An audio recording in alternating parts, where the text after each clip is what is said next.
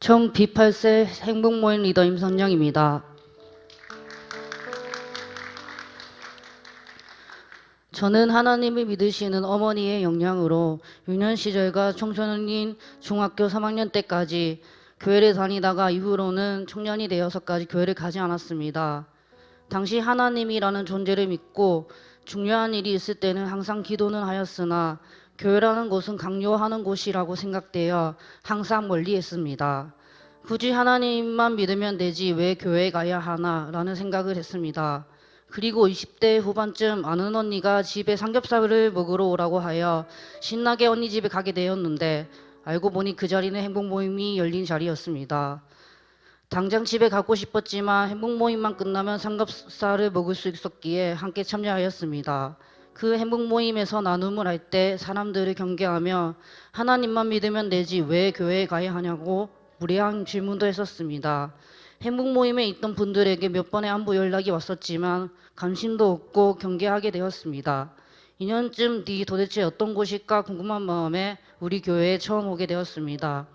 그러나 처음 몇 주 예배를 드렸다가 교회에 적응하지 못하고 또 잠결자가 되었습니다.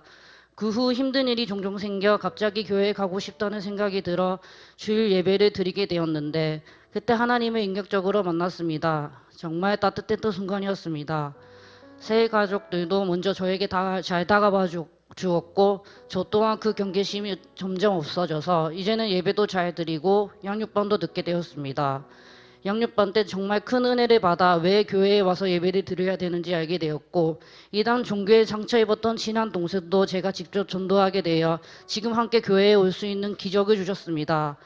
제자 학교 때는 과제였지만 친한 친구들 7명 앞에서 행복모임 책에 있는 참 행복에 대한 전하는 기회가 생겼고 영접기도까지 할 수 있었습니다. 그 친구들에게 복음을 전한 것은 처음이었습니다. 거부하고 싫어할 것 같았던 믿지 않았던 친구들이 다 들어주었고 영접기도까지 해주어 너무나도 감동이었습니다.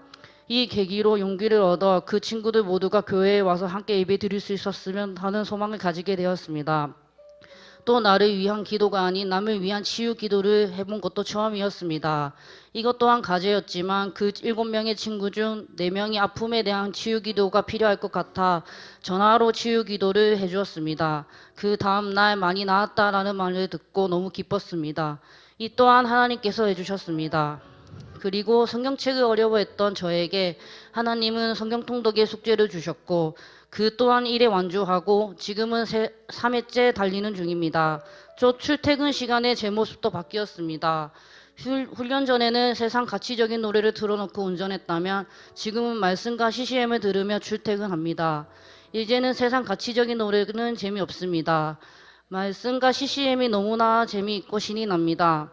하나님이 저에게 오시고 나서 뭐가 나 있던 성격도 온순해졌으며 더욱더 긍정적으로 생각할 수 있게 하시며 저를 만들어 가셨습니다. 하루하루 탈이 없게 지내게 해주셨고 정비기능장 자격증 시험 합격하는 기쁨과 함께 특수한 직종에서 지혜와 체력 등을 주시며 저 혼자의 힘으로 절대 할 수 없는 것들을 다 해주셨습니다. 또 최근에 하나님께서 좋은 것만 주시고 좋은 길로만 인도해 주신다는 것을 또 깨달은 일이 있었습니다. 작년에 어느 기업의 교육 프로그램에 선발되어 교육을 듣고 우수한 교육생에게 입사의 기회를 준다고 하여 1년 동안 회사 일과 병행하여 열심히 교육을 듣고 시험을 치고 면접을 보았으나 최종 면접에서 낙방하여 하나님께 어린아이처럼 삐져 있었습니다. 저는 그것이 제일 좋은 길이라고 생각했기 때문에 하나님을 원망하고 있었습니다. 시간이 지난이 아니었습니다. 하나님께서는 지금의 직장에서 더 좋은 기회를 주셨고 이것을 위한 하나님의 뜻이라는 것을 알게 하셨습니다. 하나님께서는 늘 좋은 것만 주시고 좋은 길로만 인도해 주십니다. 기도했는데 왜 안 들어주셨지? 라는 원망할 필요도 없고 하나님만 믿고 따르면 되는 것임을 알게 되었습니다. 이제는 기도하는 방법도 바뀌었습니다. 처음에는 힘든 것만 들어달라는 기도를 했다면 지금은 하루하루 사랑합니다, 감사합니다를 먼저 말할 수 있는 기도를 올리게 되었습니다. 힘든 일이나 원하는 일이 있을 때 하나님께서 제 기도를 들어주실 거라 믿고 설사 들어주시지 않으시더라도 항상 좋은 길로 가게 하실 것을 알기에 감사 기도를 먼저 올립니다. 또 양육을 받기 전에는 세상의 안목으로 세상을 바라보며 살아갔다면 양육을 받은 지금은 하나님을 인격적으로 만나 매일의 삶 속에서 미약하지만 주님과 동행하는 그리스도인으로 점점 모습을 갖추어 가고 있습니다. 세상을 작은 일에 걱정하지 않으며 오로지 하나님을 의지하여 당당하게 세상을 나아가고 있습니다. 아직 어리숙한 신앙이지만 하나님만 따르고 세상 것에 흔들리지 않는 하나님의 자녀가 되고 싶습니다. 이렇게 변화될 수 있도록 늘 생명의 말씀을 전해주시고 기도해 주시는 우리 목사님 감사합니다. 하나님 항상 사랑하고 감사합니다. 이 모든 영광은 하나님께 올려드립니다.